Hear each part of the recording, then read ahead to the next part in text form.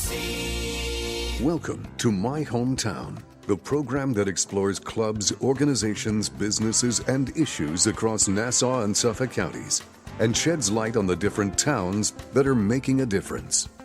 A great day to you and welcome to another edition of My Hometown. I'm your host, Bill Horan, along with Nassau Community College student Zach Turkel. Our special guests today are from the EAC Network, a $30 million local nonprofit social service agency that administers over 100 programs across Long Island and the 5 boroughs of New York. We have Lance W. Elder, President and CEO, and Sarah Muller, Development and Marketing Assistant. Since 1998, Lance has been responsible for EAC Network's day-to-day operations, including the areas of finance, human resources, program development, community relations, fundraising, grant writing, marketing, and public relations. Prior to joining the EAC Network, Lance served as general manager of the Nassau Veterans Memorial Coliseum, where he oversaw all of the daily operations for the arena and the exhibition hall. He was also an adjunct professor at St. John's University for 26 years. Sarah has been part of the EAC Network's development department for over 2 years, where she handles the agency's special events, marketing, and PR and communications. We're very pleased to have both Sarah and Lance with us today, and they're here to talk about the EAC Network and the upcoming outdoor rappelling event that they're hosting October 20th, right here at Nassau Community College. Welcome to the show. Thank you. Thank you. Now, Lance and Sarah, tell us first about EAC Network and what your organization's mission is all about. Well, EAC Network is rapidly approaching its 50th anniversary this coming year. Congratulations. Thank you. Thank you.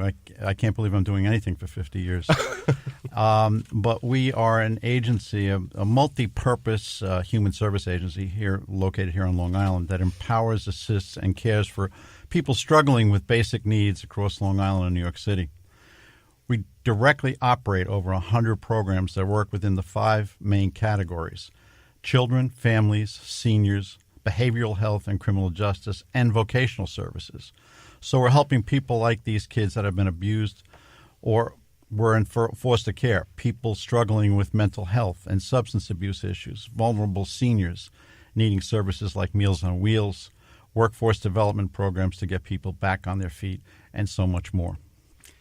And that's 100 programs, you said, right? I just want to make, because 100, that's so much. yeah. It almost, we can't digest it to think how, and each of these programs, I mean, Zach and I, even if we tried to run one of them, I'm sure we couldn't. It's something new. But for an organization to run 100, I mean, you're doing wonderful work. I mean, yeah, we're very proud. We're very proud of the staff that we have, and it is often a challenge. It is often a challenge to keep everything under control.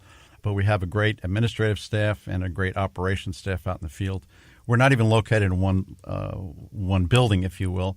We have offices in Nassau, Suffolk, Brooklyn, Queens, Bronx, Staten Island, Manhattan, Rockland County, and even Putnam. We've started operating up there as well. Wow, I mean, that's a lot of buildings and a lot of programs. I can't even juggle some balls. I mean, it's really hard. But an EAC Network is a nonprofit agency. Where does your funding come from? The majority of the funding comes from government. Mm-hmm. And when I say government, all levels of government. Could be federal government, City of New York, Nassau County, Suffolk County, and all the subdivisions of those areas. And I think that's what's kind of unique about us. We have such a wide variety of programming, but the funding sources are quite extraordinary as well. That's what makes us a little bit different than some of the other organizations that are around. And frankly, we think we do a good job.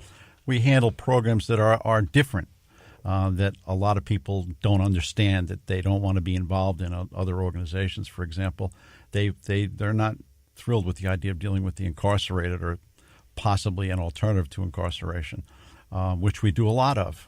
We have about 4,500 clients at any given time that are involved in our alternatives to incarceration. In other words, instead of going to jail, we take care of them. We send them to treatment programs or mental health programs, whatever it might be, in order to accommodate whatever their particular problem is. Now, Lance and Sarah, you have signature fundraising events, and we're going to talk about one later in the show, the big one, the rappelling one. But tell us how these fit into your fundraising activities. Well, again, I think we're probably running at any given time about 80%, perhaps as high as 85% of our funding comes through government for specific programs that we have been approached by government for. And the balance of the funding, quite frankly, comes from fee-based programs where people come to us as a result of court order or any one of a number of other ideas, and they pay a fee to go through a Saturday morning program with us, and we collect those fees, and that's how we support the program. And then, of course, we have our fundraising activities. So it's the majority, again, is government. I would like to have more by way of fees and more by way of fundraising. We get funds coming in from all different angles, and quite frankly, we need to have that balance. That's good. Yeah, exactly.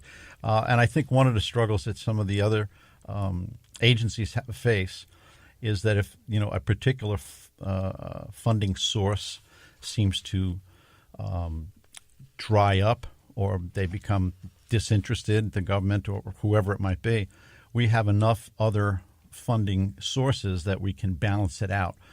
We have different terms, so we have ongoing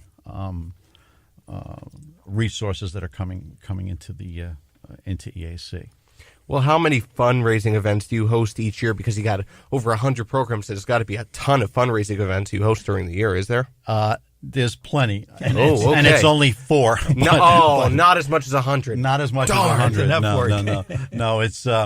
No. It's difficult. Fundraising events in the wonderful world of not-for-profits is one of the most draining, if you will, things that one can do. It takes time, it takes energy, it takes connections, it takes a lot of different things that enable us to raise money. But we have 4 big ones that we do. We do smaller events too, but for the most part, we have 4 majors. We have our annual golf outing, which is approaching its 30th year. This coming May will be 30 years. Cohalan Cares for Kids event that supports a program out in Suffolk County. And we have another event that's coming up, which is called our Casino Night, which we're bringing that back to life. We try and change our events every once in a while because people get bored of going to the same thing all the time. And then finally, our Over the Edge event will be held this October 20th, right here at Nassau Community College. I have an idea, Bill, before you ask your question. I have an idea for a fundraising event, and I think Bill would like this. Why don't we create a fundraising event about French fries? How about that, Bill? I think consuming or cooking. I'm thinking consuming, but is that the direction you're going? I would love that. What's the guy's name? Joey Chestnut? Should we get him? Maybe when he says he would love it, he means he wants to consume. He's hungry. He's hungry every time we do a show. So yeah, I thought you were going to say guess Zach's weight, and people would come up and have to guess your weight, and they'd make a bid on it. Zach, you and I could get into a contest where people could guess both our weights. That would be fun. Yeah. Now, Sarah, we're gonna stay away from this weight guessing, you and I. So tell us about Over the Edge, the fundraising event, and this is the second year you're hosting the event. Is that correct? Yes, this is the second year we're hosting the event, and we're very happy to return to Nassau Community College. Last year we had somewhere around 80 to 90 brave individuals rappelling down the tower. It is 170 feet, and it is quite a safe event. So leading up to the event, everyone raises donations for our agency by reaching out to friends, family, and colleagues, and all of those proceeds are going to go right into our programs. So they actually get to rappel down the. Now I think the Yankee general manager Cashman did that, or if I remember. No, not here, but on a program, something like that. He rappelled down a building, etc. And you tell me, because the first thing we think of is it dangerous, but you said the worst injury anybody ever had doing this is a bee sting. The only claim that Over the Edge has been doing this for, I think, over 10 years, and the only claim to their insurance they've ever had is a bee sting. They are very safe, and it's slightly safer or not safer, but it's a little different in New York because the event runs kind of like a carnival. So each day that they're there, the state of New York is going to come and inspect it, which is a little bit different from how other states run. So that's how how it works in this area. So the town labor is going to come and inspect the equipment, and nobody's going to get injured during that event. Now, so we can get some of the businesses that are listening into this. If someone's interested, or they're saying, look, let's get all our managers out there and we'll make this a contest who can raise the most money, this is worthwhile, and it's a great way to do it. Yes. Give us some contact information. How do they get in touch? Is it you? Who do they talk to? Give us phone numbers, websites. Yes, so you can head to our website at www.eac-network.org/over-the-edge. You can also call us at 516-539-0150. Any way you want to get in touch with us, we definitely love to have you. I'm sorry, Zach, but we'll give that information again later if someone didn't get it. But it's the EAC Network. You can look them up. And if you'd like to be part of this, what's the date of it? It is on October 20th. So that's coming up, but they have plenty of time to get set up. Yes. And be a fun project for a business and a few laughs. Definitely. Okay. What happens if, let's say, I rappel down the tower and I get a mosquito bite? Will the insurance company cover that? He's a troublemaker. Maybe not for a mosquito bite. Because I'm telling you, mosquitoes attract me for some strange reason. It must have been the humidity over this past summer. It's been really bad. I think it was the French fries that were alluded to earlier. That's what I think. Probably, Lance. I'm pretty sure. This question made me laugh. Part of your event includes toss your boss. Toss your boss. I would I would love to toss there goes my Jim boss. Green and Sean. I'm sorry, the Jim poor and guys. Sean. I'm sorry. They're going over the top. Now that sounds like something listeners might want to hear about. You got to tell us that. I'm pretty sure they're excited. Tell us what toss your boss means. So Toss Your Boss is a fun way to get your business or your corporate group involved in rappelling, but also sponsoring. So it does act as an actual sponsorship. So staff would nominate and register their boss to rappel at the website, www.eac-network.org/over-the-edge.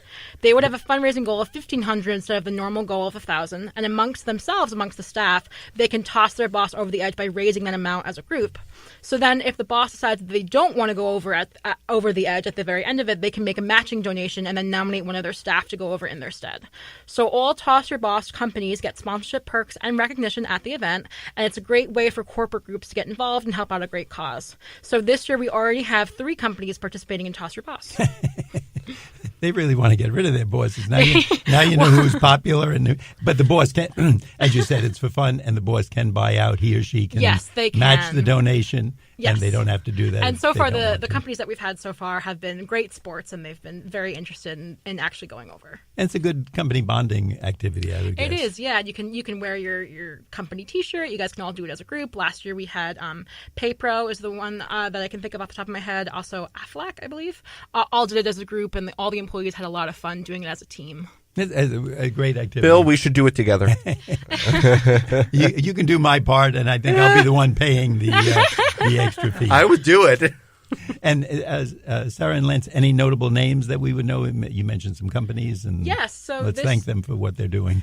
So last year we had Meryl Zorn, who is the president and CEO of Zorns of Bethpage. So she is coming back. She also had her turkey mascot come with her, and the turkey will be back this year, so that'll be very exciting. So you're telling me a turkey will rappel down the tower? Yes, we did. We have some really fun photos. So what happens is that Jim will bring his camera for that. I want to see the turkey rappelling. What happens is that they bring the mascot costume, and one of the Over the Edge staff does it for them. And because they're one of the staff, they're much more comfortable. So last year he was like doing flips, like he was like upside down for a while because he knows what he's doing. So it's pretty fun to see the mascot go over. I think you're going to have a fun time and get a lot of publicity out of this. Yeah. We also have Suffolk County Executive Steve Vallone, and we actually also will have Laura Curran, which is the Nassau County Executive, and the Labor Commissioner as well. So we're excited to have all those people join us, and they're all really excited to get involved. You've got a good crew, and it's a good time to network and meet and greet for other businesses to come over and shake a few hands. It's fun, but it's also networking. Lance and Sarah, at this point in the show, we're going to take a brief break from my hometown on 90.3 WHPC. If you're just joining us, our special guests today are Lance Elder, President and CEO of EAC Network, and Sarah Muller, Development and Marketing Assistant. EAC Network is a nonprofit agency that empowers, assists, and cares for people in need across Long Island and the 5 boroughs of New York City. Stay with us for more with Lance and Sarah on the second half of My Hometown. Hope you enjoyed your meal. And I just want to say, he's lucky to have a brother like you. Lucky? Caring for my brother is far from easy. Waking up every day, lifting him from the bed to the wheelchair to the car to get him to therapy on time.